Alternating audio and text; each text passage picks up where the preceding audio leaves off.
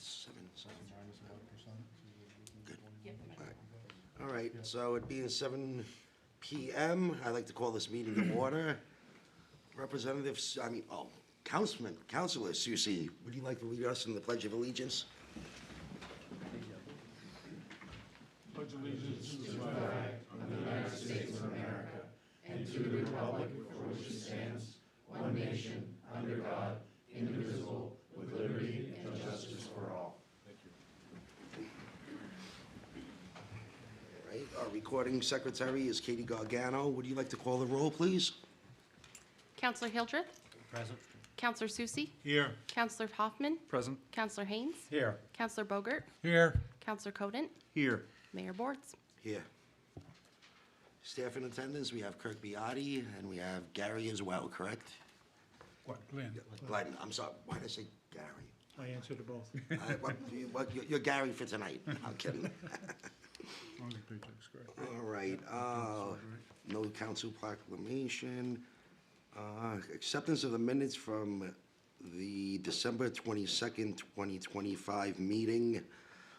Has everybody had a chance to read those? I would recommend that 2 councilors abstain since they were not on the council at that time. With no corrections or changes submitted to the clerk, the minutes will be accepted as distributed. Do I have a motion for that? Who was first and who was second? He was first. Councilor Susie made the motion and Councilor Bogut seconded it. All in favor? Unanimous. Well, with 2 abstentions. Next, we have the approval of the special meeting, which was held on January 5th, 2026. We were all present at that one. With no corrections or changes submitted to the clerk, the minutes will be accepted as distributed. Has everybody had a chance to read those? Yes. And do I have a motion to accept? Councilor Conant and Councilor Hildreth has seconded it. All in favor? Unanimous, and we're good on that one. So we can skip through all these ones. I think we're up to public hearing, number 9. Oh, citizens' comments for matters not on the agenda. Do we have anybody in the audience that would like to make some comments? Make sure it's not on tonight's agenda. I'm not even sure if I'm at the right meeting, but I had to start somewhere. My name is Richard Mason. I own 3 properties on Weirs Boulevard. The city recently approved someone to build a house 6 feet off of my house. It was originally just a shed/office, and they're trying to build 2 stories up, yada, yada, yada. Not only does it not meet fire code or anything, now I look out my living room window and 6 feet, I see a wall. It doesn't meet code. It doesn't, the association, I'm sorry, per the bylaws of the association, it doesn't meet any of that. It's wrong. I'm not sure where I'm supposed to start, and I figured this would be a good place. Have you contacted the association in question about it? Yes. That's the condo association. The town says they don't recognize bylaws from the association and stuff like that. Councilor Bowman? If I may, have you spoke with our planning department? I spoke with, briefly with the planning department. I went to the building inspector himself, who approved it, and his only words to me was, get a lawyer. So did the planning department indicate that it went to zoning to be 6 feet off the property line? Because they came usually here- that's a 10-foot They came here easement. for a variance. So, They came here for a variance, and got a variance to move forward.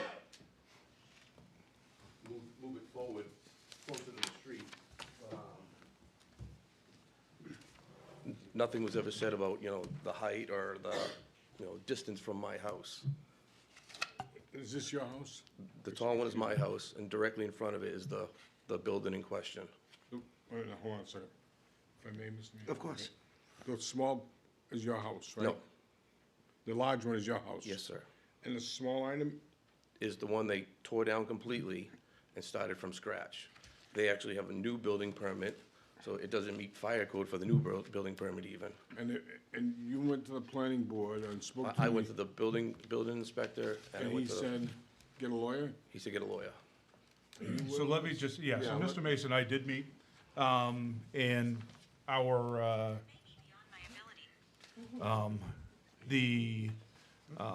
our planning department and fire have both been working on this. They brought it to our attorneys for review. And I haven't had the full update. I think you did talk to I talked maybe to Chief Joubert This morning. this morning. I knew he said he talked to you, but I didn't hear the whole story back on it, so. So I don't have all the answers to where it stands right now, but I know he does have a building permit to build, and our attorneys with our fire and planning are working on what options that they have to not approve it or go back and unapprove, or do they have to stay and just continue the approval as is? So it is being worked on. We have talked, but I can't say to what the outcome's going to be. Right, I'm realizing, Yeah, I just don't, because I don't have all the answers. Well, I was under the impression they were gonna let him move forward with it. Okay, That's all right. what the I haven't had a chief chance to told me. talk to Chief, so. realizing it's probably a sensitive area, Mr. Mayor, can I keep going? Go ahead. Okay. Is, you spoke to the buildings inspector who gave him the permit? I've talked to building inspector, I've talked to planning, and I've talked to fire. And I was getting their results back as to what we could do. You know, as Mr. Mason said, it sounds like that at this point, the building's to continue, is what it sounds like. That's what I, Yeah, but I have not had a chance to follow up with, any one of them since meeting with our attorneys. Okay, it's with legal, That's- so I'm not gonna, It's with legal, but I think it's back in our court now, but, I haven't had a chance to follow up with them to have a conversation on it.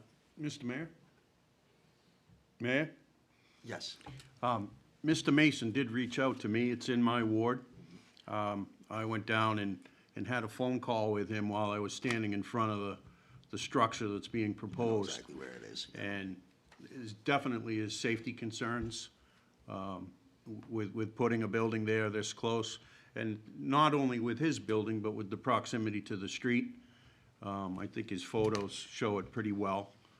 And, yeah, that's something we definitely want to I don't know, dig into. how's it get approved?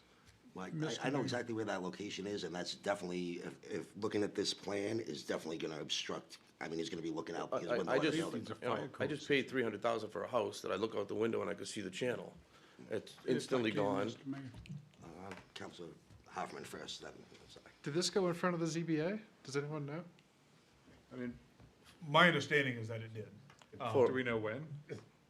Back in '24 for a variance to move forward. This house has changed hands 5 times in the last 3 or 4 years because it's been shot down, and finally someone found a loophole to get it through.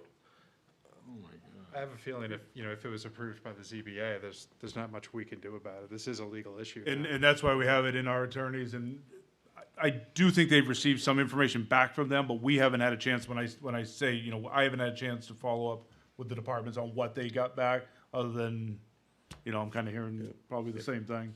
I mean, they're saying it's grandfathered, a single-story structure is grandfathered there. It's not, I mean, you can't put a ladder between the house and the window and put a fireman up there, or my daughter and my 2 grandkids are gonna live there in the summertime.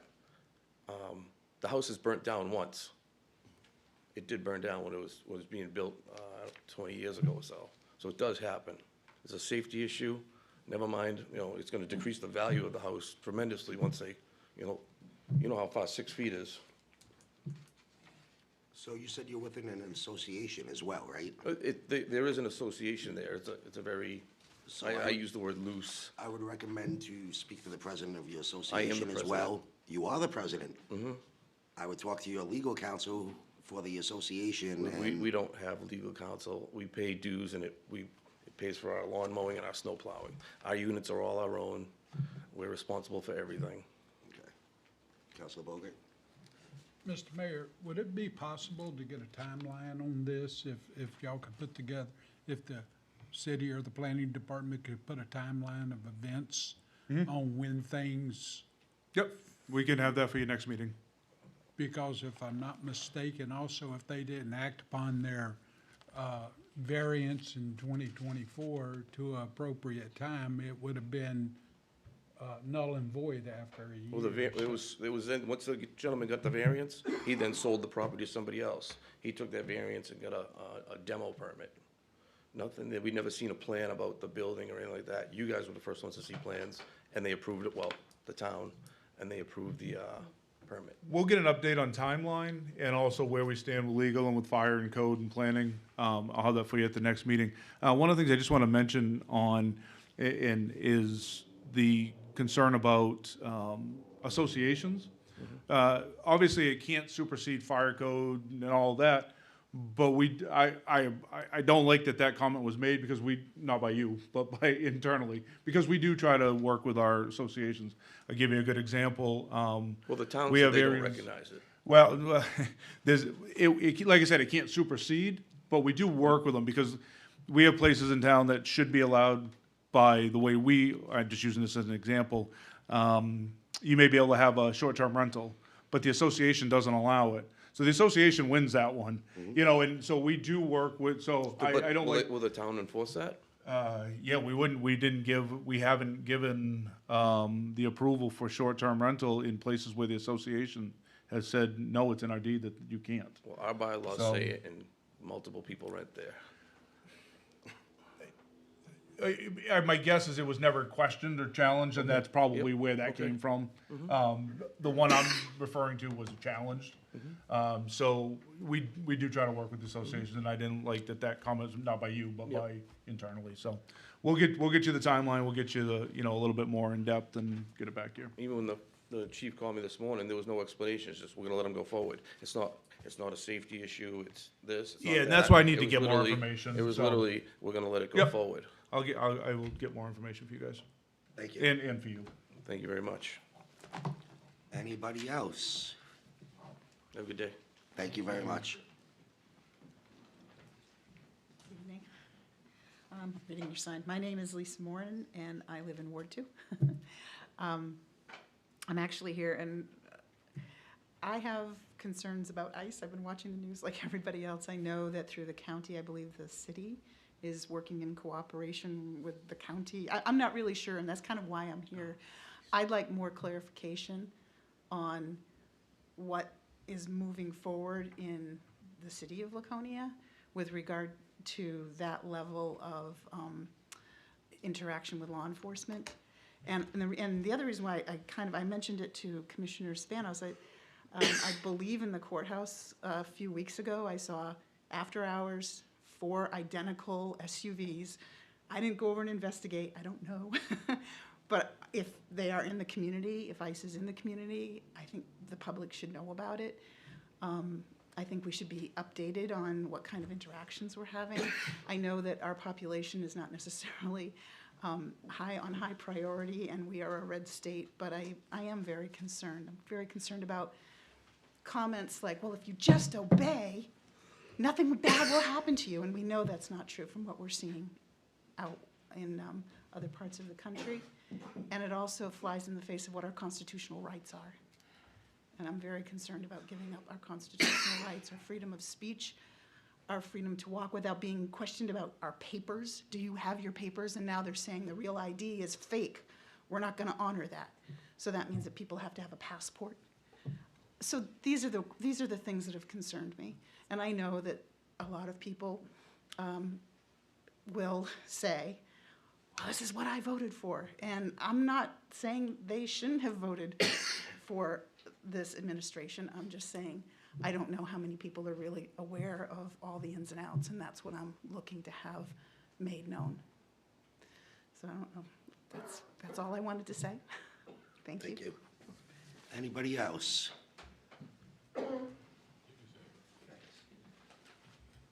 Hi, guys. How you doing tonight? My name's Doug, Ward 5, Robinson's last name.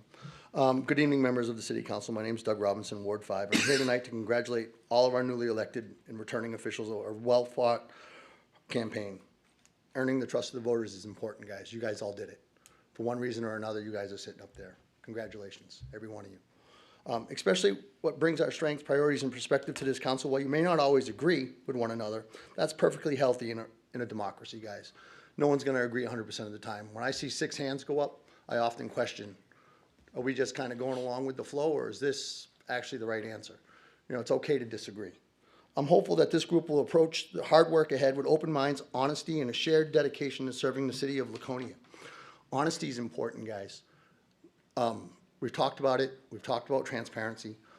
I believe in honesty. If you're gonna say something, mean it. Don't sit there and say it never happened. Don't sit there and try to make it grassroots when it wasn't. Just be honest. It's okay. No one cares where it comes from. We just want honesty. We're all out here because we care, right? We ran because we care. So yes, honesty is important. Leadership matters deeply to many residents, myself included. I believe that this council has the opportunity to disseminate those values in meaningful ways, especially when we take on major issues such as the state school property, the TIF districts, the homeless, and the development of the forward-looking master plan. That's gonna shape our community for the next 15 to 20 years. You guys have that 2-year opportunity to do that. I ask that every one of you take a hard look at that master plan moving forward. These challenges will shape our city for decades. I also want to thank Kurt for the improvements he's already made to ensure our citizens have a complete and accessible minutes for both the city council and the various subcommittees. Those were previously lacking, and Kurt, you've done a good job. You brought those up to speed. While acknowledging there's still more work to do, that comment to clarity and openness strengthens the public trust and sets the right tone for the work ahead. Guys, we can do this, right? We can do it with the right tone and the right attitude. As the state school project moves forward, future businesses' growth will essentially support the city's long-term stability, ensuring that we prepare for the economic population changes that will follow. We need both, right? We're gonna have sustainable growth. We have to have an economic plan. This can't be build 2,000 houses over there at the state school and have no way to support them. If we do that, we're just gonna be inviting more non-locals to buy here, to spend money, inflate the property values, and still drive out your locals, because we're gonna still be working at grocery stores, shopping malls, and other jobs that don't pay a living wage. So I ask that each of you, when that master plan comes out, you look at the economic growth. Make sure that it's there. Laconia is counting on an effective and accountable and honest, forward-thinking city council, especially as we confront the homeless and the economic development responsibilities and population growth. We'll be watching, every one of us, right? All us characters that show up to these meetings, all these people that get on the Zoom calls, all these people that go back and look at the meetings. We're characters, but we're gonna be here. We're gonna be here speaking loud, speaking proud, and holding people to honesty and integrity. Congratulations once again, and best of luck to all of you in the upcoming 2-year session. Thank you. Thank you. Anybody else? Matters not on the agenda. How you doing today? Nice to see everybody. My name's Greg Huff. I'm Ward 2. I'd like to mirror what Doug said about congratulations and welcome. Looking forward to all kinds of productive things going on here, and you know, all kinds of ideas happening so that we can all make Laconia as best we can. One of the things that I thought of, and this has nothing to do with what was already previously said, I was looking at some of the idea of the debt that Laconia is carrying, specifically like in the bonds and everything. And it occurred to me, one of them with the Colonial Theater doesn't necessarily act like the others. And by that I mean the others, like if you have if you did the, I want to say the middle school, that's just what it is. There's nothing that can be done about it. That's an outlay. That's something that we wanted to pay for. The Colonial Theater has a unique opportunity to actually make money. And as far as I'm aware of, it doesn't. I don't think that, and I could be wrong, but as far as I know, we pay a company to do it. We get like, the best that I can tell, maybe 20 shows a year. We don't score any income from any of it. So what I would just ask for you, I know it might be a little late in the season because you're bidding out whatever we can do for this, but I would just like to point out a few things. It should be run more like say, a municipal airport or a parking garage in most towns, or even a municipal ski area, okay? Meaning it must generate cash flow that reduces taxes or pays off its own debt. Right now, the Colonial Theater does neither. Every successful venue rents dates. And by that I mean the Colonial instead curates shows, which caps volume. Most run theaters that really do a good job do different bookings. And by this I mean they book touring acts, community productions, dance schools, corporate events, comedy tours, church festivals, film festivals, political forums, graduation ceremonies, regional competitions. There's a lot of community things that are done at a theater like this, and a lot of chances to create revenue. And this is just one possible idea. I know that there's probably a million others that could be out there, but just for an example, a building of that size and capability should be booked roughly around 250 nights a year. The Colonial is most likely under 50. I don't know what the actual numbers are. There's different things that you can get. Concessions and bar revenue, if you were to be able to pull that in, could go 100% or a split to the city. You can also do merch tables. You know, when you go in and you see a band or whatever and they have all of their merchandise there, you should be getting a cut from that, just like you do when you have Motorcycle Week and you have all your vendors. Same idea. There's many different ways to do this. A ticket surcharge. If you've got tickets that are $40, why can't you have $2 or $3 cut right off the top to go back to the taxpayers? Okay, this is purely to bring down that kind of thing for your property tax burden.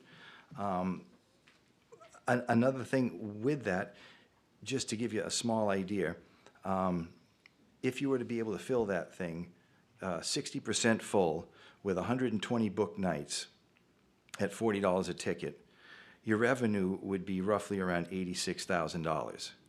That's a lot more than we're paying out a lot more than that. But if you add in your rental fees from all of your other possibilities, like your other schools having graduations and all that stuff, it can be upwards of $200,000 to $300,000, and another $100,000 in concessions if you're able to do that.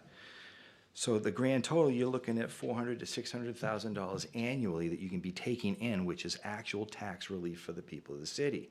And they would have a venue that is being used by the city as opposed to sitting quietly almost all the time. It's just a point of view that I thought might be worth looking at.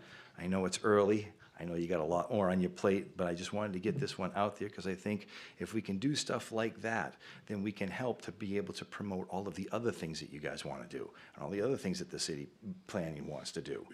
And just last on that, I just want to say that, I lost that part. I think you get the idea. Thank you. Thank you, folks. Enjoy the evening. Is there anybody else with a comment not on an agenda item?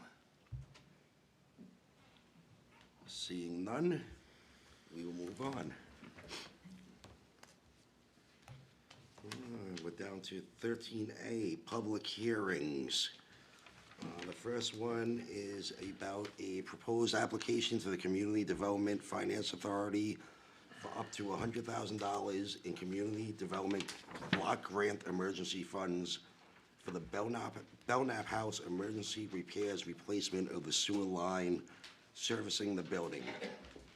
The notice of this public hearing was made available in the December 26, 2025 edition of the Laconia Daily Sun and was posted at Laconia City Hall, Laconia Community Center, Laconia Public Library, and the offices of the SAU. With that being said, we are going to open the public hearing for this matter. Would anybody like to speak on this? The time is 7:24 p.m. Good evening, Donna Lane, CDBG consultant. I have to read to you because CDBG is very picky about the wording, so I'm just going to read a couple paragraphs. Community development block grant funds are available to municipalities through the New Hampshire Community Development Finance Authority. Up to $500,000 annually is available for economic development grants, up to $500,000 for housing projects, up to $500,000 for public facility projects, up to $500,000 in emergency funds, and up to $25,000 per planning study grant.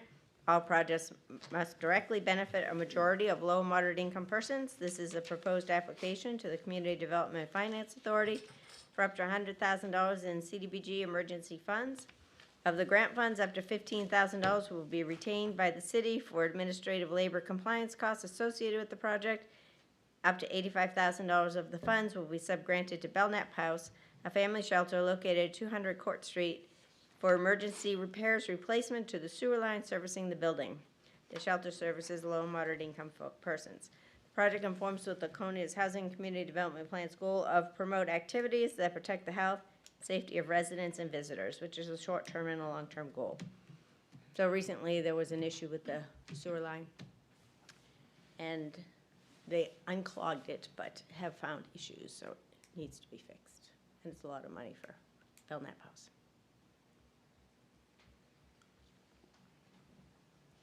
Thank you. Council have any questions or comments?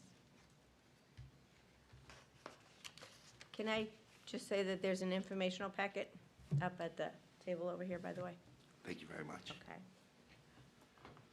Does the public have any questions or comments? Anybody else like to discuss this matter?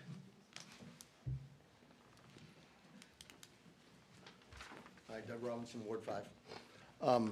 I'm speaking tonight as a concerned resident who supports helping the vulnerable families, but also believes strongly in transparency, fiscal responsibility, and proper oversight when federal funds are passed through our city.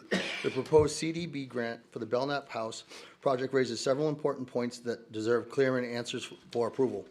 First, the CDB grant requires the City of Laconia to act as the legal applicant for the fiscal agent.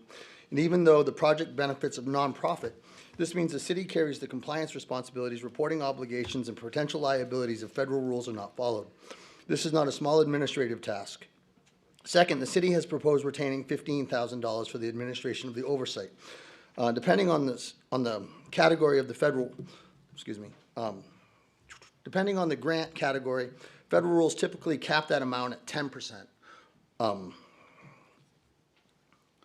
I respectfully request clarification on the category of this grant being submitted under, and whether the administration amount complies with the CDF and the HUD limits. Third, the construction of this scale may require temporary relocation of families and services. Under federal rules, relocation costs must be budgeted and documented and handled consistently if relocation is expected. It should be clearly identified in the application and explained to the public. Finally, as with any pass-through grant, the city should allow for strong subsequent agreement in place. This protects taxpayers by requiring the nonprofit to follow procedural rules, maintain records, and accept responsibility for the project's performance. My goal is not to oppose this project, but to ensure the city and the nonprofit and the families that we serve are all protected by a transparent, well-structured process. I appreciate your attention to these details and your commitment and responsibility moving forward. The last thing I would ask is $100,000 to replace a sewer line, guys. It's a lot of money. I've talked to a couple of guys that run excavation equipment. They're telling me it's a $40,000 to $50,000 job at most. So when I see the $100,000 amount on a block grant, I really want to know if that was like already estimated. Do we have companies go out there and do this, or do we pull this number out of a hat, hoping that it's just going to fit? I haven't heard any of those things, so tonight I ask for those clarifications on this project moving forward. Thank you. Yeah, well, there's quotes on it, there's, that includes the administrative fees, and if I'm not mistaken, the relocation fees are factored into that? Yeah, so there's multiple things that factor in, not just the physical fix. As to the physical fix, we'll have to get bids. So if we get the money and it costs $40,000, then we don't take it all and it stays with CDBG. We just need to have enough in there to be sure that we can afford to do the work.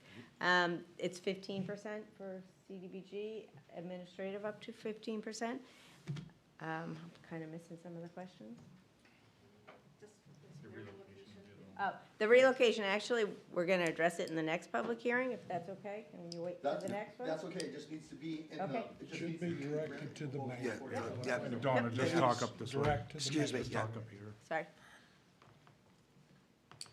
And those, you haven't bid yet, but you do have like estimates, so. We have from- Yeah, estimates, right. but- So there've been at least We professionals have. we go in made with those. estimates when we ask for the money, but the reasonableness of cost is determined when we bid.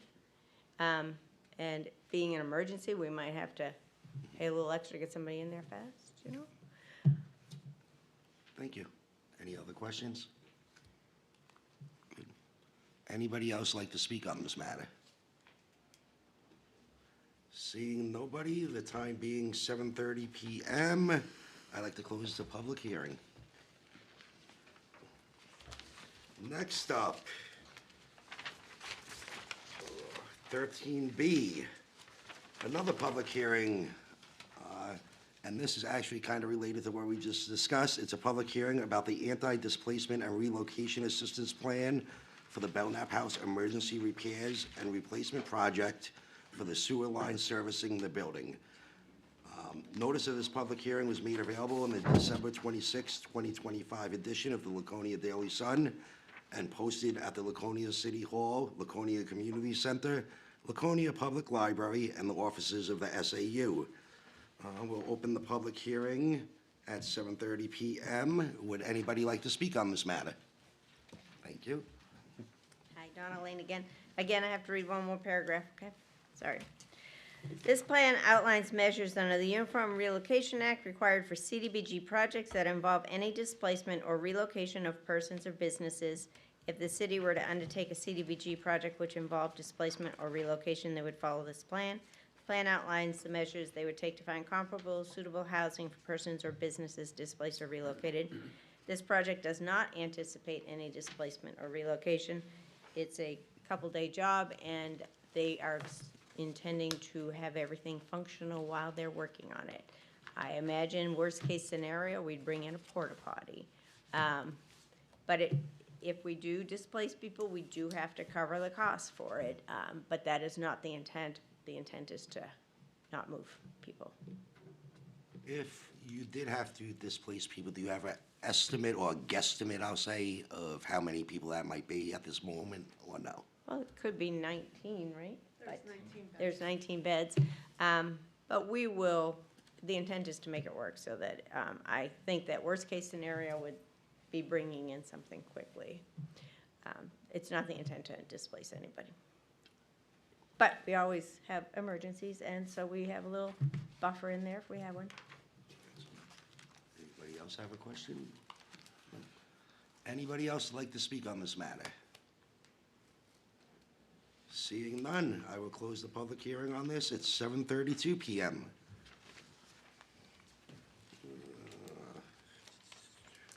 Presentations, no. Mayor's report.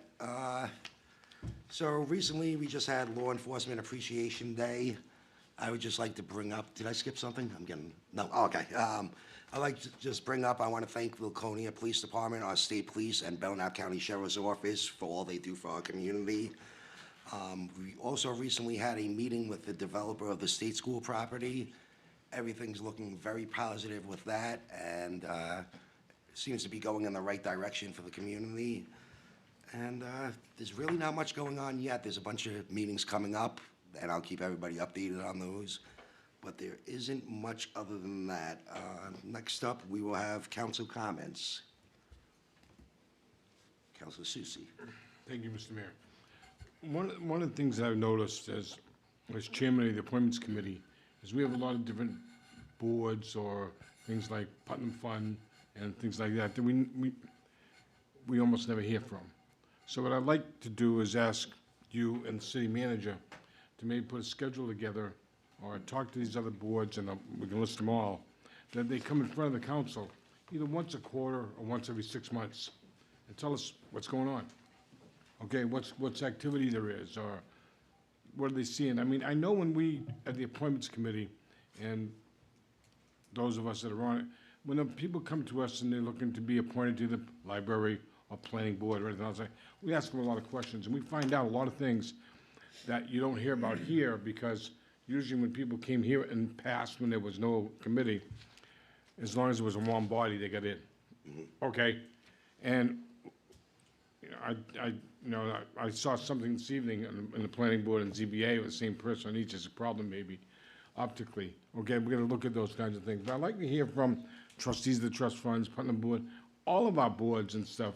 Come in, spend whatever time, 15 minutes, 20 minutes, tell us what's going on, what are their concerns, do they have any problems, and everything else, and keep us, okay, because we're the ones responsible, up to date on what's going on. Like maybe once every 6 months, like a That's fine. report I to the know- council? I know that when it comes to budget season, we see a lot of them, okay? We see the library, we see planning, we see all that, but a lot of them we don't.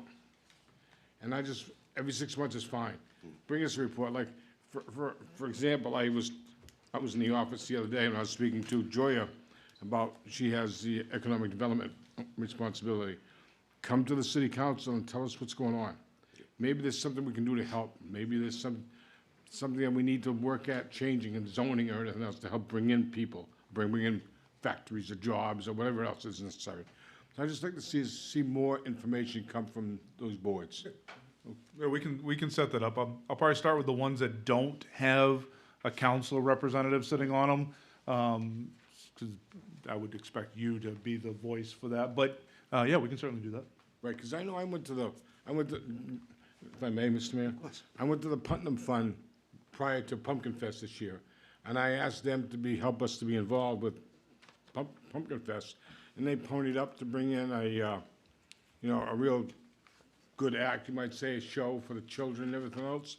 And, it really helped, and I went to the trustees of the trust funds, because there was a question at the time about how some things were handled, and I know the city manager helped out, and legal helped out, and we get those things all straightened out. But if we don't go and involve ourselves from the city, we don't know it, okay? And that's all I'm asking for that to do, okay? That's To be manageable. able to do that, okay? And then the other thing I was gonna ask, and I know you and I have talked, but just to make sure it doesn't get, I'm not saying it would get lost on the agenda, okay? I'd like to make sure that we, at some point in time, put together a council representation, whether it's 1, 2, or 3 council, whatever it is. We have to start working with Concord Hospital Laconia, okay? And I know you've told me you're gonna meet with one of their CEO or someone else like that. Next month. But we've got to do something, because I know that recently things happened, and I ended up in the ER, and I waited like 6, 7 hours to get in. I know maybe a lot of other people here have had the same kind of problems, and it's a shame, okay? And we're all used to having the hospital was there, and I realize you got to operate in the black, or else you're not going to be able to operate. How do we help them? My questions comes out to be simple. I know that year-round, I believe our population for the city is around 17,000, give or take a little bit.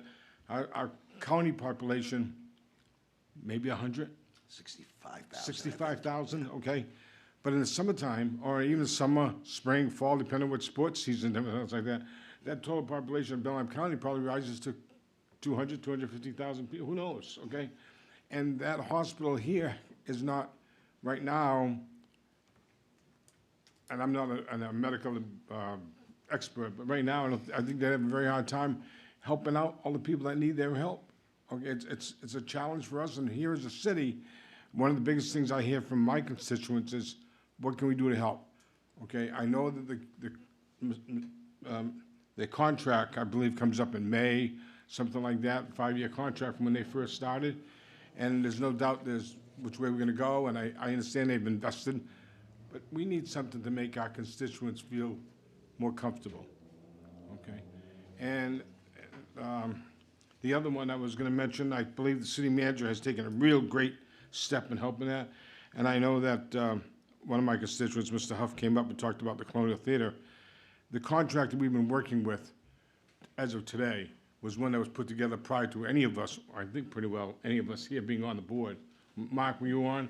Mark was on the city council, but it was a contract that was very favorable in one direction, let's put it that way, okay? And I know that I've made it known, I believe most of the city council here has made it known, we've got to take another new direction with that, or at least some help, and whatever, however you want to get it without getting muddy the waters or anything else like that. And I know that I think it's a gem. I think it's an awesome diamond or a piece of coal in the rough that can be a lot better. No doubt about it, okay? It was brought to the city and voted on to be an investment into the city and help draw people into the downtown area, which I think it can do and it has done. But do we need to go after and try and do something different? Maybe we do. But I'd like to see this, and I know the city manager's done that, but maybe Mr. Mayor, yourself, or maybe however else you want to do, have some of us help, or maybe put our input into that with him. Absolutely. Thank you very much. Thank you. If I could just make, mind if I could just make a comment on that, just so, so when he says I've been working on it. So the contract expires at the end of June. We put out for an RFP, had one response back. We put out RFP again. We only had one legal response back, and I'm getting into the weeds of why it's only one. So that's new as of now. Well, as of about a month ago. So knowing that we had a new mayor and council seated, I have sat on it a little bit. I think it's something we need to move on, whatever direction we go. But it was a little bit delayed for that reason, so a new mayor and council could see. So we need to move on it, no matter what we're gonna do. But that's why we stand where we stand right now. Makes sense. Councilor Bogert. Thank you, Mr. Mayor. I do believe it's now time we've passed in the social district for the city of Laconia. And I think it's time that we start to work on that so that come summertime, we have things in place so that we can take full advantage of our short-lived outdoor situations. And I'm not sure, but I would ask that you work with the city manager and determine if that's one of our committees, or is that a special committee you need to put together to bring this so that it can happen in a very, very short time? Councilor Susie. Councilor Bogart, I think it's right on par. But I just want to add one more comment to that. Within the social districts, and a lot of us here have been on the council, and we get requests for waiving fees, or waiving this, or waiving that, okay? One of the things I want to make clear is that if it's a nonprofit organization, whether it's youth basketball, or the football, or anything else like that, fine, we waive all we want. But if it's sort of profit operation, we should make sure they pay, or it's some, Absolutely. okay? 100% And agree. I want to make sure that's done. And I know there's correct me, Mr. Manager, if I'm wrong, there's an event committee, it's not the city council, I think it's made up of department heads. Yeah, it's a special events committee that it more makes sure that the day-to-day operations and everything of whatever event's gonna be coming in can get handled, or if there's, if they need to bring water in, or porta potties, or fire code stuff, that's what they take care of. Okay, but when it comes to the next thing, then it comes to the council for a vote. Comes to council for a vote on most everything, usually if it's a traffic change, or if they need to take over a parking lot, waive fees, those types of things, come in front of you. Okay, thank you, I just want to make sure. So the not, council- I won't say everything from special events does, but a lot of it does. Okay. I think a lot of us are on the same page with that, so. Anybody else? I just want to respond to the social district. So one of the things that I was asked to do is to put together the kind of a first round draft of the map and get it to you with the holidays and everything else that got behind. I'll work on having it at the next meeting for you guys. And then you can take it and either send it to a committee or talk amongst, here, whatever you'd like to do with it. So I'll get something for the next meeting out together. Just got put on the back burner a little bit. I know that, like, from Public Safety Committee, we'd like to review that with as far as the committee is concerned, okay? Councilor Hildreth. Thank you, Mr. Mayor. With regard to your meeting with the hospital, I know that Concord Hospital recently made a $2 million investment in the medical building attached. And they also, Concord Hospital did a study for the feasibility of if they closed that, Concord Hospital could not handle the influx of patients. So, good fodder Good for you when you information. go into the meeting, Yep. yeah. Thank you. Anybody else? Yep.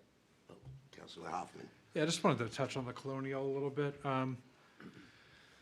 It's true, there has been a lot of concerns about the utilization of the Colonial, and I think we need to do whatever we can to increase its utilization. And I think anything we can do to decrease the tax burden of the Colonial or to increase or create profitability is certainly worth looking at. But I think looking at the Colonial as an expense, I think is a narrow view of it. I think if you look at how much the tax base of downtown has changed since, I've mentioned this before, that I don't have the figures in front of me this time, but it is quite a bit of money that is generated downtown that didn't exist before the Colonial opened. We're not the only city that's used a theater to anchor a revitalization of its downtown area. It's been successful other places, and I think it's been very successful here. So I think when you really look at the big picture of downtown, I think you could make the argument the Colonial has actually increased our tax base and reduced the tax burden for taxpayers, and not created a liability. Just throwing that out there. Thanks. Thank you, Councilor Mr. Mayor. I just wanted to report that I attended my first planning board meeting the night after inauguration. So trial by fire. It was, I was reached by Rob, our planning director, and he briefed me on what to expect, went over the rules. It was a very enlightening process, and so we kicked off that. I also met with Ben up at the Water Department, and I'll be attending my first Water Commission meeting next Tuesday on the 20th. And I also met this morning, actually, with Patrick Wood of the Human Relations Committee, and we're gonna try to get that ball rolling and see where that might bring us. That's something all of us will be contributing in now that it's a permanent committee. So I look forward to getting input from each and every one of you here. Thank So you. that's You're what I keeping have. busy. Thank you. Anyone else? All right. Oh, next, so we got a lot of blanks here. Do we have any updates with any of the committees? No, not at this point. So we're up to citizens' requests to comment on current agenda items. I see somebody getting up. Nope, he's getting out the door. He's running away. He's running out the door. Nope, nobody? Mr. Mayor? Yes. With the government operations and ordinances, which is you three, is there an update to that short-term residential rental business? I can answer to it that the planning board's gonna be coming forward with a presentation, I think at the next meeting is what we're trying to work on. We tried to get it done in time for tonight. There was a lot of updates that happened in it, and I don't know if you have more to say, but there was a lot of updates on it. And then there were some changes at the state law level, so we had to go back to our legal and then come back. So it's been to planning board a couple of times now, because it had to keep going back and forth with changes. So you'll be getting an update from planning department on it, because you guys are gonna have to make some decisions on it as well. All right, so we have no comments on the agenda items, so we're on to Kirk and his city manager's report. Thank you, Mr. Mayor. So I'll start, I have my financial and operational trends, but before I get started, I just make two notes. One of my appointment requirements is the Laconia Housing Redevelopment Authority Board. I had a reappointment that I had to make, and I reappointed Patrick Wood to a 5-year reappointment to the board. I just got this, well, I don't know, maybe 4:30 this afternoon, as a press release from the Community Action Program for Belknap and Merrimack Counties. Press release went out that they are suspending the Concord-Laconia commuter bus route. If you're not familiar with the program, it ran from Concord, went up Route 3 through Franklin, Tilton into Laconia, turned around and went back that way. They're citing amount of riders and some financial constraints.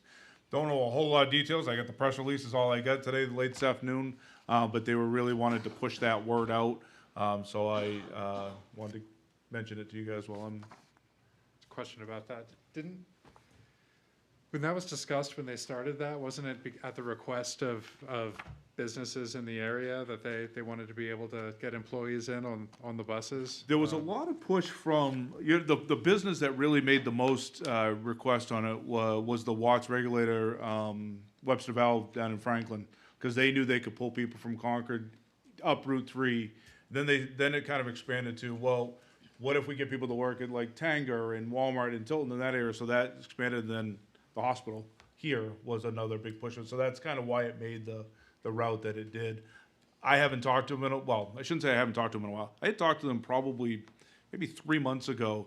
We were looking at maybe changing the location of the one over on Church Street to a more visible area.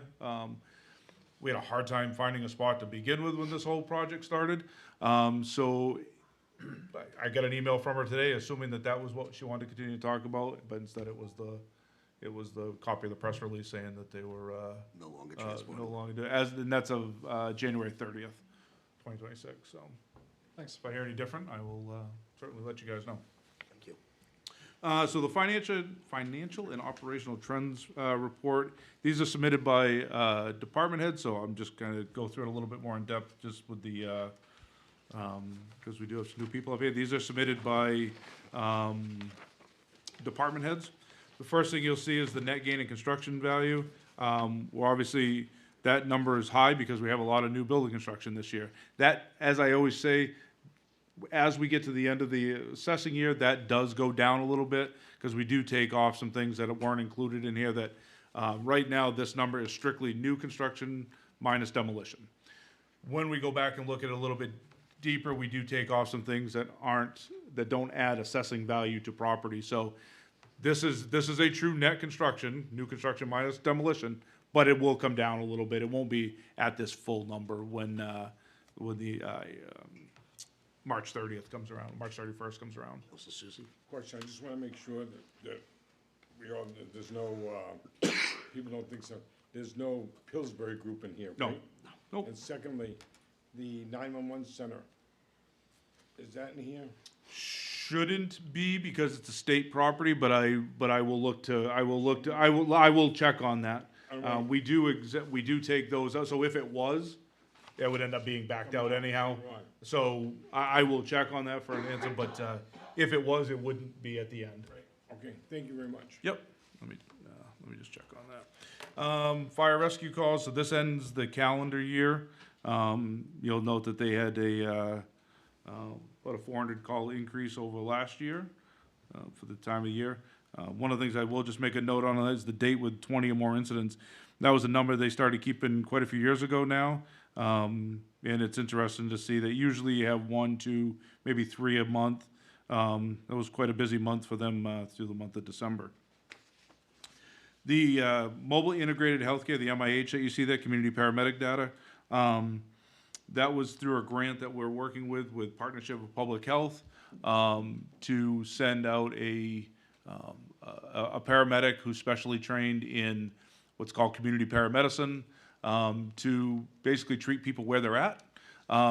Think of it along the lines, and I don't want to take their work because it's certainly a different skill set, but think of visiting nurse type activities where they're going to work with the patients in their home, and then with the goal of if they don't need to go to the hospital, they get to stay home as opposed to going to the hospital, which we know is a burden, right? We talked about that. So the project's only been going on since July. It may have been a month or two before that, but this started in July. And they're getting a lot of work in. It's going very well. I've heard a lot of good success. A lot of people, I've actually had a few people in the community say that they've had a lot of luck with it. So,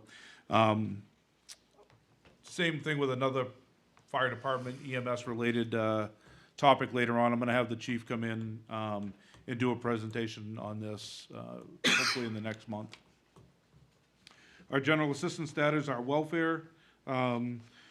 We budget $175,000 towards city relief, which is about $14,500 a month that we'd like to be at. And as you can see there, we're a little, we're a little bit higher than that right now. But that's where we try to be.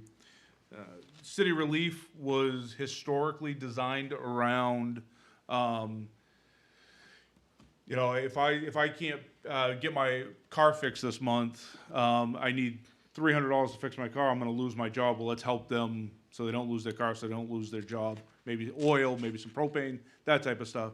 It's really over the last probably 3 or 4 years, mostly post-COVID, so we'll say more like 3 years, has transitioned from that to more rental assistance is what we're seeing a lot more of, or housing, putting people up in housing. So that's why you're seeing some of the increases that you're seeing. Again, one of the presentations I think we should do is a welfare presentation.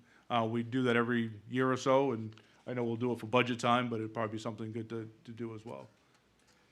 Just wanted to say, you know, if you look at the net assistance costs over the last few years, I mean, the cost of this is absolutely skyrocketing. I know we're kind of bound by RSA as to how we handle this, but isn't it worth at least the conversation of can we accomplish what we're required to with less cost? Well, that's gonna change a little bit at the state level, because now there's gonna be residency requirements. That passed, right, Steve?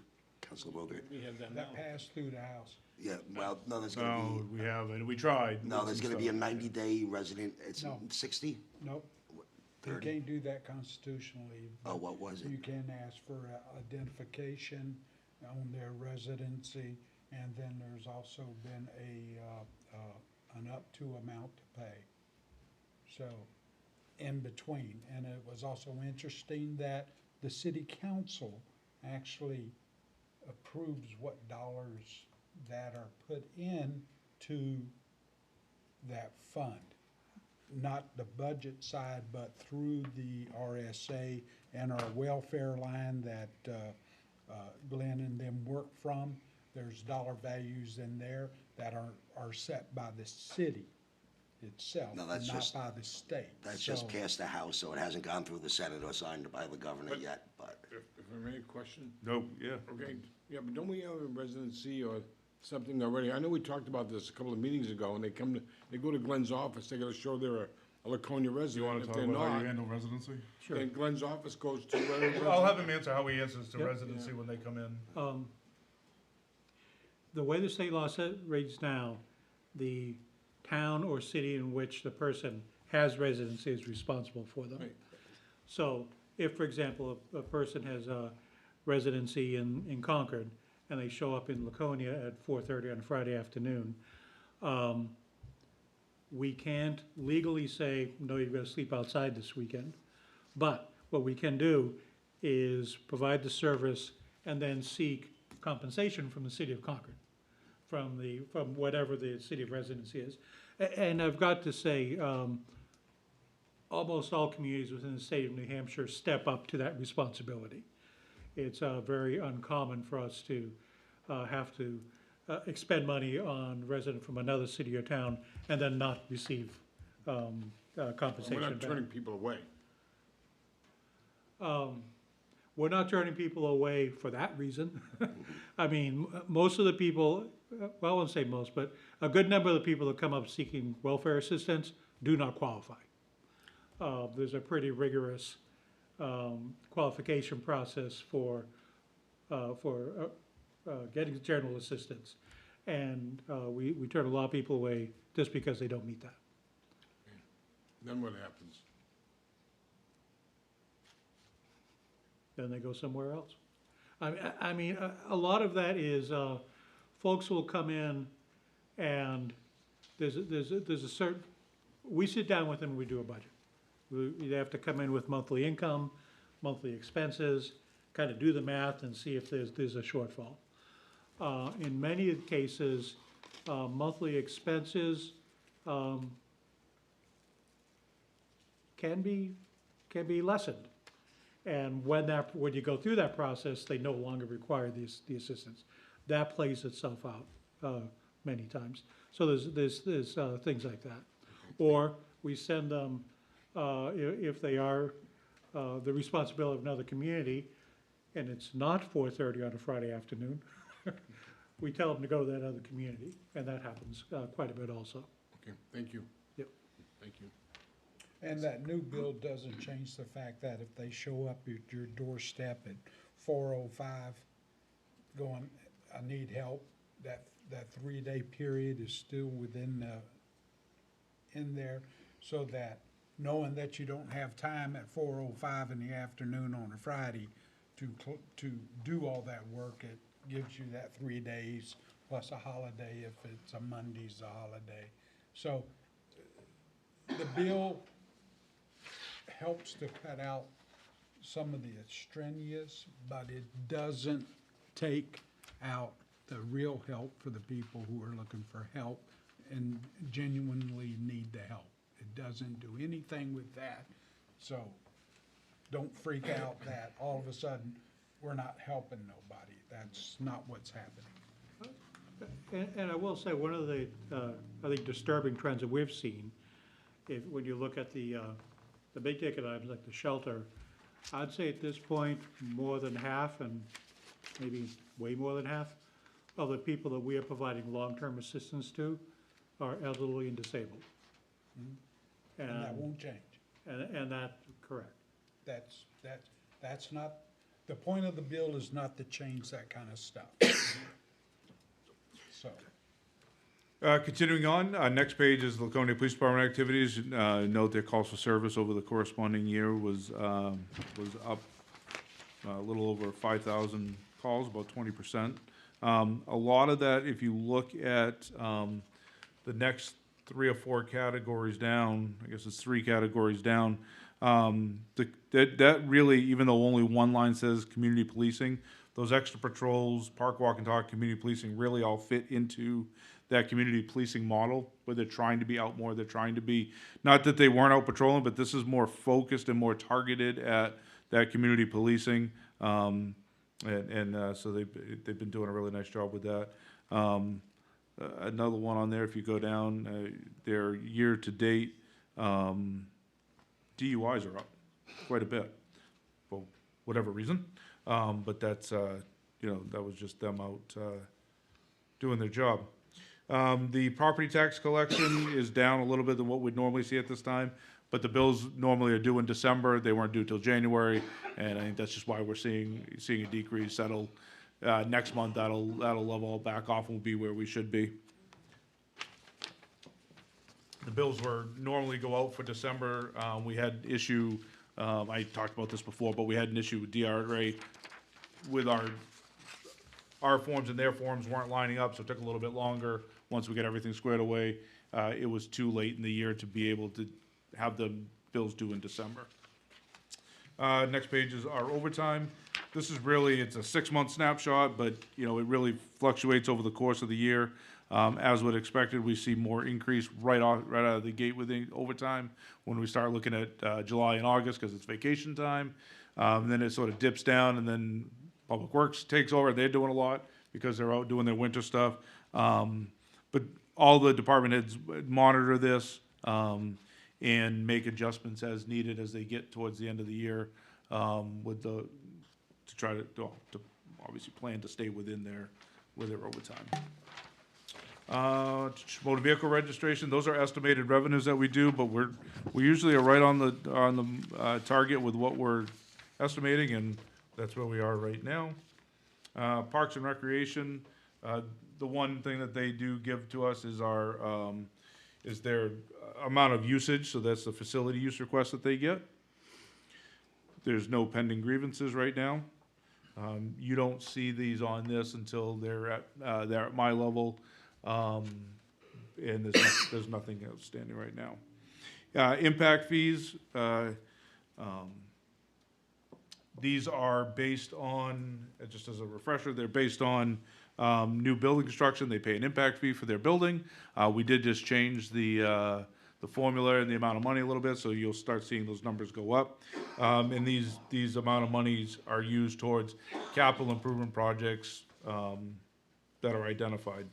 And the way the formula works, different projects receive different amounts of money. So a school may not receive as much money for a warehouse being built versus they're going to for an apartment building that they would expect to bring children in. So that's that. The reserve balances, those have control, the trustees of the trust really have a lot of control over those. Money in, money out, though, comes through the council. So if we're gonna use any of that money, it has to come through you, as a public hearing, and then you say, yes, go ahead, and you can spend that, then it still has to go back to the trustees for their approval. And the same thing with money going in. If we were to have, and we're gonna probably be talking about this in the next couple of weeks, because I think we're gonna have one, money that we wanna put into a reserve account, it still comes to you, public hearing, and then it goes back to them, and we have to tell them, yes, here's the vote, it went, they voted, council voted yes, and they can still say yes or no to wanting to pull that out, or put it back in. The TIF finance summary, is there, so if you look at, the first column that says balance, if you take that, add it to the budgeted, under revenue, subtract the budgeted expenses, your year-end balance should be what's remaining, at that time. We've been working on trying to, not use these as a piggy bank, so we wanna make sure that the money's either being used or not put into it. So we've been working on that, and it's been steadily coming down over the last few years, and I think we've been making good progress on that, and we have fully intentions of continuing that, this year. Look at the building, permit numbers, you see the code statistics, with their building, year-to-date permits last year to this year at this time, as well as, their building permits and their code inspections. So certainly a lot of building going on, all those numbers sort of line up together. Boat taxes, nothing really to talk about. General fund and expenditures, we're right where we should be on both of those. The EMS billing history, the hard part with looking at these, and I'm gonna have Chief Jubert and his EMS deputy come in, they're gonna do a presentation on this, because I think it's always a good review, we probably do it once a year as a good review. The one thing to remember looking at this is, there's such a lag time on seeing this catch up. If you take somebody to the hospital and we bill them in July, it could be December, January before we see money, so this thing is always fluctuating, but I'll have them come in and do a presentation on this and the mobile integrated healthcare. I think it'd be good to see that all together. Storm costs, we only have to put this out in the winter time, and so I guess you know it's winter when we see this. What you see when you get this is a monthly snapshot up top, and then the bottom one is a year-to-date. Really, it kicks in, November, December, depending on when the storms hit. We do know that, if you look at in December, we had a lot of storms, we had a lot of call-outs, and we spent a lot of money on storms. January, we've been out, but it's been a little bit better. So we budget what we think we need. We do have a winter maintenance reserve account that we can go into if we need to. We try not to. Our goal is to keep that money in there and try to find it within the department's budget during the year.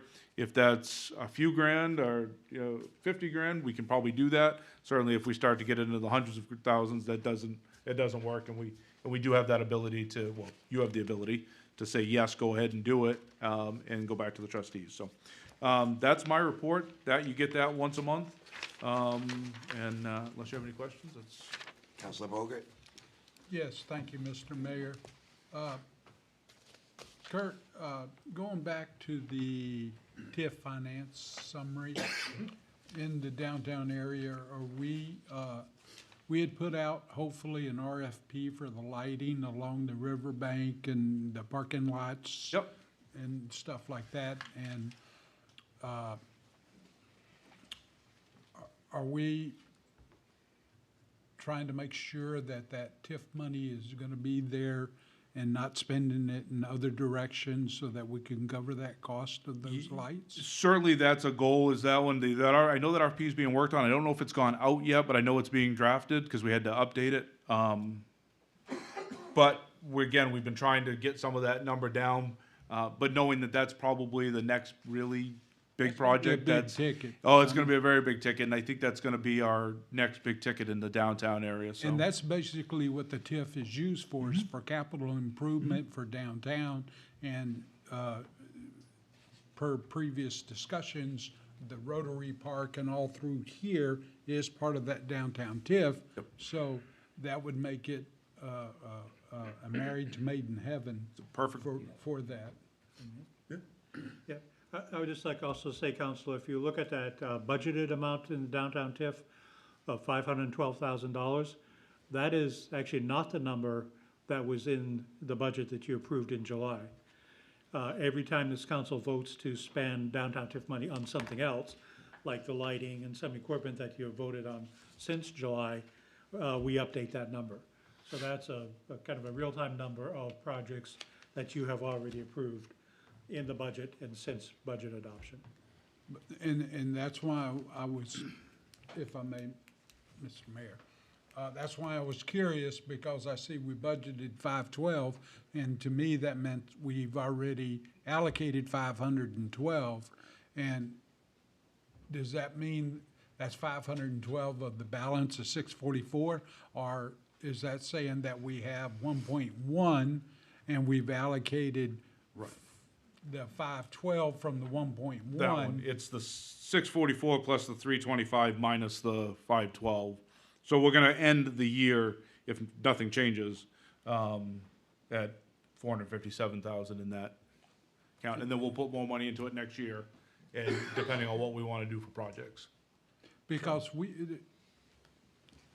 may I continue, Mr. Mayor? The money's only put in there as it's allocated, is that correct? It's only put in really at the beginning of the budget year. That's part of your budget vote is to put that in. So we identify projects. Let's use for the example that we're gonna use the lighting project. And I'm not saying we are, you would get in your budget presentation, you would get the TIF, it would say downtown lighting project, this is the cost, whether it be the bond item or the total cost, depending on what the project is. This is how much we're gonna be able to put to it, and then you'll see the new estimated end year at the end of next fiscal year. So, if I may, if we don't have in a particular TIF district, doesn't matter which one, any programs for that, then there's no money allocated to that TIF fund. Generally, yeah, it's, you know. Okay. Well, I'll give you an example. That's what we did in Lakeport last year. That's why you see the budget at zero, because we had already put the money in there and it didn't get spent, but it was gonna get spent in this year, so that's why we did that. Yes, it's just not normally, I think that was a misconception by people thinking we automatically, whether there's something to use it for or not, take the money and put it there, which takes it out of the tax. I think what ended up happening was more than just what was identified was maybe being put in to make sure that we had the money in there. And that's what we've been trying to control over the last couple of years to get that back down. Thank you. Mr. Mayor, that's all I have. All right. On to the next, new business. Agenda item 21A, Resolution 2026-01, relative to acceptance of an award in the amount of $26,405 from the Department of Safety Homeland Security Grant Program for the purchase of SWAT/SOU equipment for the Laconia Police Department. So the city has applied to New Hampshire Department of Safety for the grant funding in the amount of $26,405. I know everybody here has received the list of what specifically it is for. Mr. Mayor, if I may just Yes. chime in, that was not in the packet because we just got it tonight, but it has been given to the clerk for the minutes. Perfect. And I know every counselor has it. And I do have an LPD captain here if you have any questions. Yeah, if anybody for has him. any questions, we have a member of Laconia Police Department here. I'll let everybody look it over quick.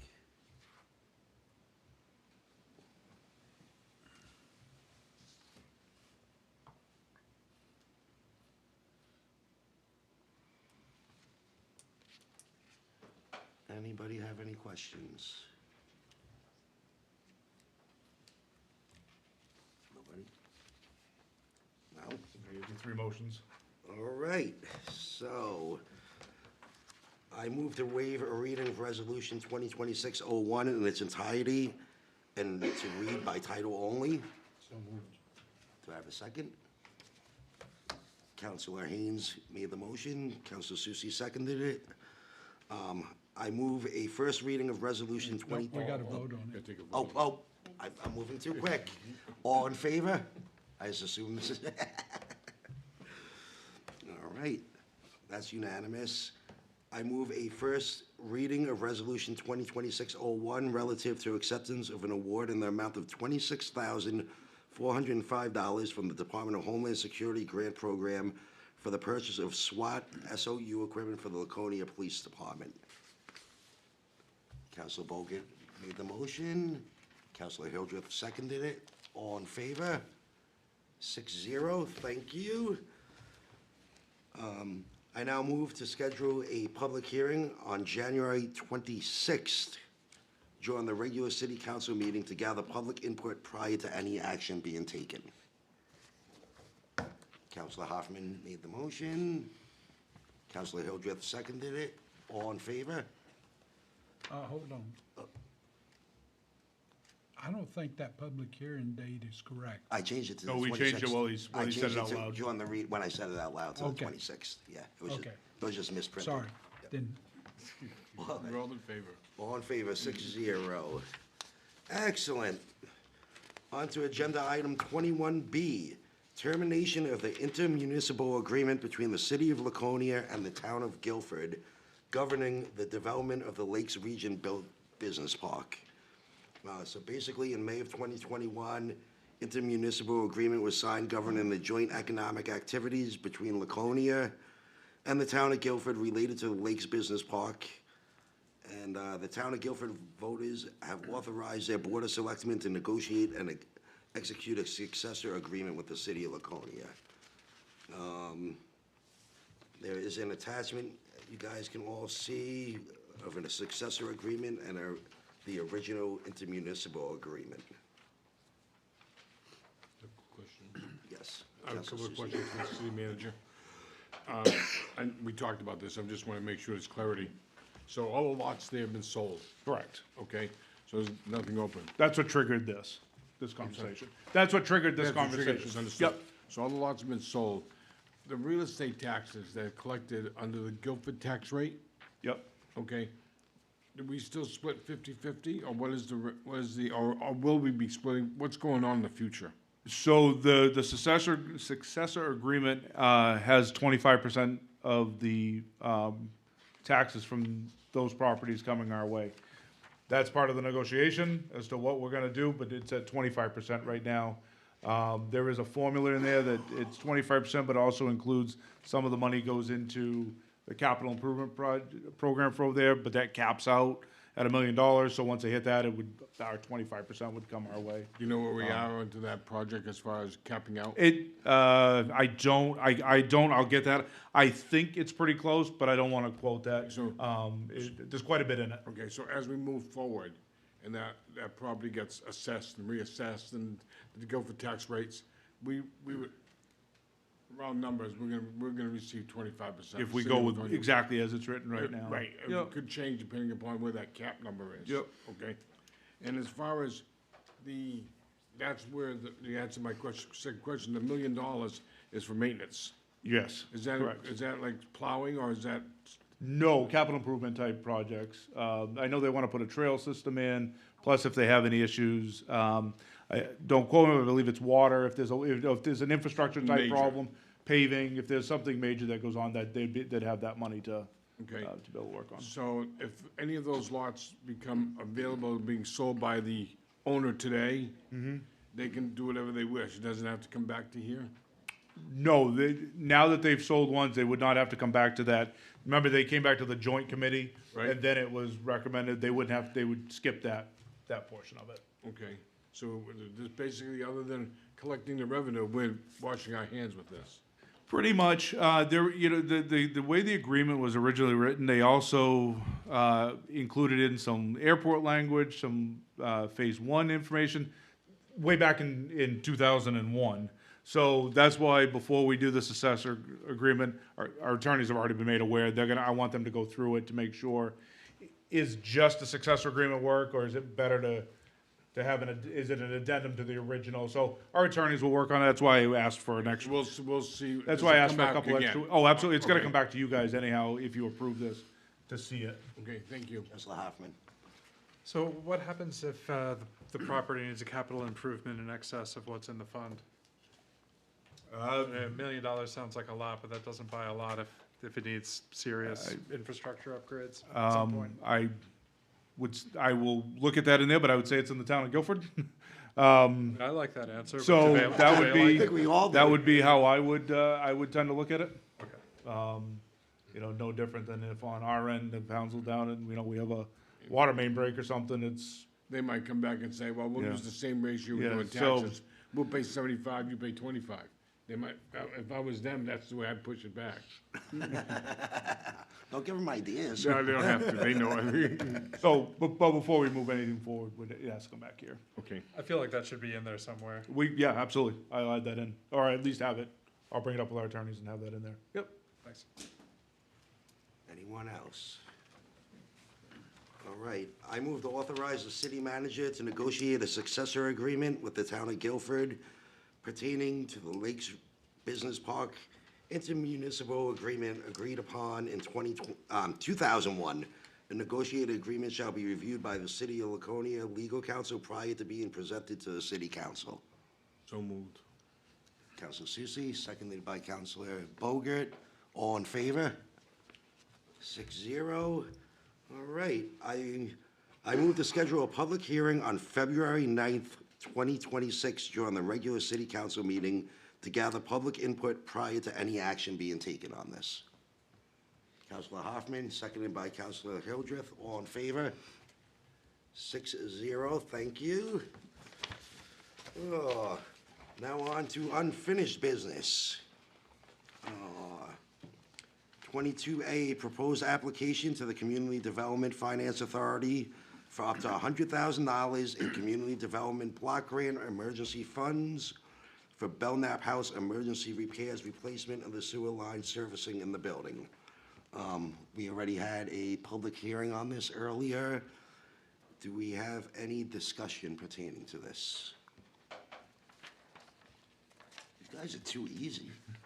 I'm used to like, We've already discussed it. yeah, well, we kind of did, yeah. Suffolk County. So I move to approve the submittal of the Belknap House Emergency Sewer Line Repairs / Replacement Project, CDBG application, and vote to authorize the city manager to sign and submit the CDBG application, and upon approval of the CDBG application, authorize the city manager to execute any documents which may be necessary to effectuate the CDBG contract and any amendments thereto. So moved. Councilor Hildreth, seconded by Councilor Haynes. All in favor? 6-0. Guys are like, very easy. I don't make this like the normal. I'm getting too comfortable there. Agenda item 22B, adoption of the anti-displacement and relocation assistance plan for the Belknap House emergency repairs / replacement project for the sewer line servicing the building. Again, we had a public hearing earlier today. Do we have any discussion pertaining to this? I do. Councilor Haynes. Kurt, are we still on? That replacement is going to be on Pearl Street? Yeah, that's my understanding. It's coming. I'm concerned that if it gets onto Court Street, we could have all kinds of traffic problems. Yep, my understanding is it's coming off of Pearl Street. I will check to confirm with you, and I'll contact you directly, but my understanding is it's coming off of Pearl All Street. right, thank you. Thank you, Mayor. No problem. Any further discussion? All right, with being none, I move to approve the residential anti-displacement and relocation assistance plan for the Belknap House emergency repairs / replacement project for the sewer line servicing the building. Councilor Condon, and seconded by Councilor Bogert. All in favor? 6-0. All right. Oh, do we have anything else? Future agenda items? One comment to make, Mr. Yes, Mayor? Councilor. Okay. Earlier this evening, we heard from one of the audience, Mr. Robinson, I believe, talked that if we had a 6-0 vote in most of our stuff, something was wrong. I don't think it's wrong, I think it's common sense. that most of us agree on a lot of these things as they're well-prepared, and, you know, we're using common sense in our votes. Thank you. Any other comments?